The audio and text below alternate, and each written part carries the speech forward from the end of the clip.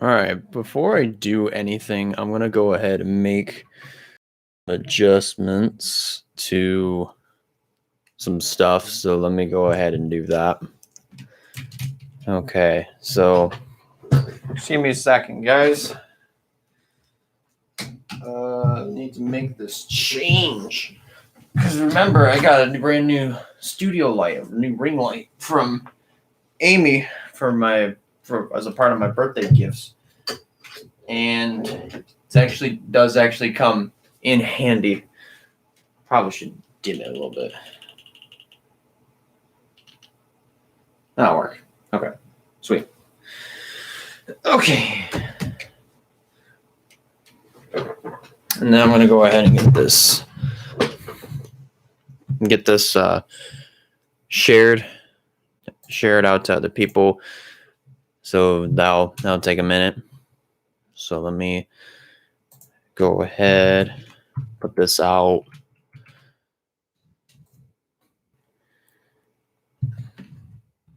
So how's everybody else doing tonight? I'm doing not too bad. I've just been relatively busy with some other stuff. I mean, just mainly trying to edit the vlog from yesterday.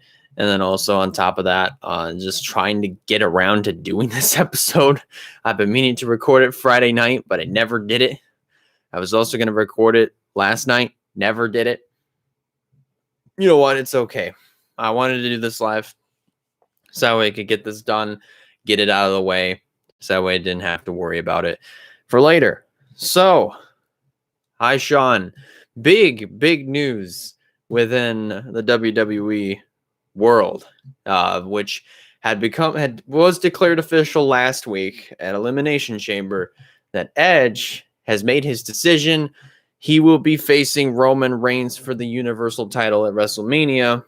But there was a little curveball that was thrown in this past Friday because Daniel Bryan also stepped up to challenge Roman Reigns for the Universal title, which is basically a rematch at Fastlane.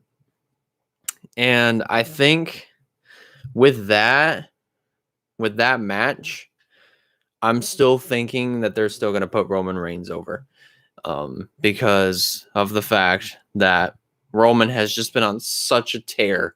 He's been really good.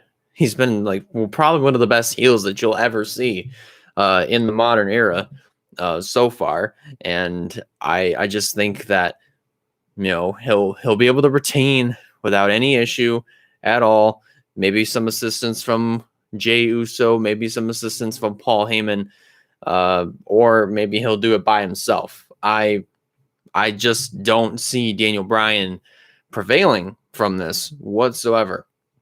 He'll give it his best shot, that's for sure. He might come close, but at the end of the day, I just don't see him winning the Universal title, because a match between Edge and Daniel Bryan, I don't really think seems kind of right. It just seems a little off. So a match between Edge and Roman Reigns, that would just be super interesting, because those two have the same finisher, which is the spear. And now we're going to finally see that dream match, which is basically the battle of the spear versus spear. Who can do it better? And I'm thinking that the experience factor in this is going to go to Edge, because, he's known for the spear. He's been doing it for years, before he had to take a 9-year hiatus, and has resumed doing that since this past year in January. But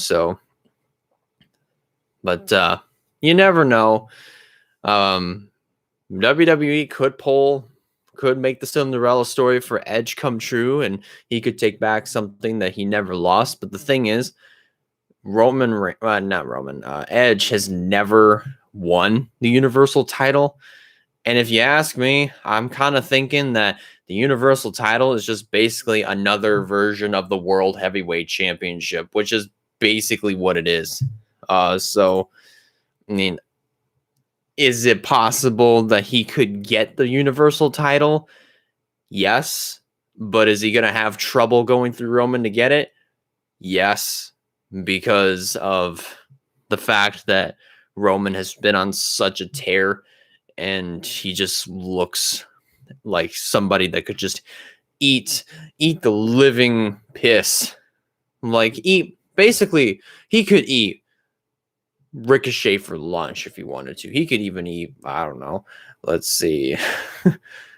He could eat Daniel Bryan for lunch if he wanted to, which is probably what he's going to do at Fastlane. But the reign of Roman Reigns eventually is going to have to come to an end. And I'm thinking it's going to be WrestleMania, and I'm thinking Edge is going to do it. If not, possibly Roman could pull one out of the bag and keep his title reign going.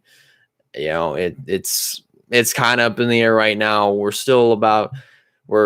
just about going to be a month away from WrestleMania. So, I mean, we've got so many unknowns right now. We've got a bunch of question marks up in the air as to what's going to happen.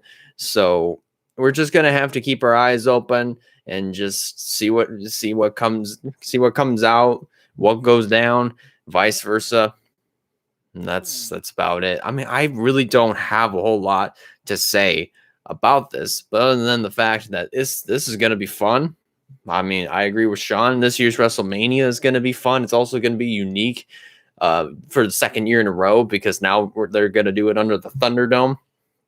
And, you know, just it's definitely not going to be like last year where there was just absolutely no fans. And don't get me wrong. I mean, it was good to have WrestleMania somewhere for the most part, but to have it in front of no fans it was really, really awkward because of the fact that the obvious thing was there were no fans. It was quiet.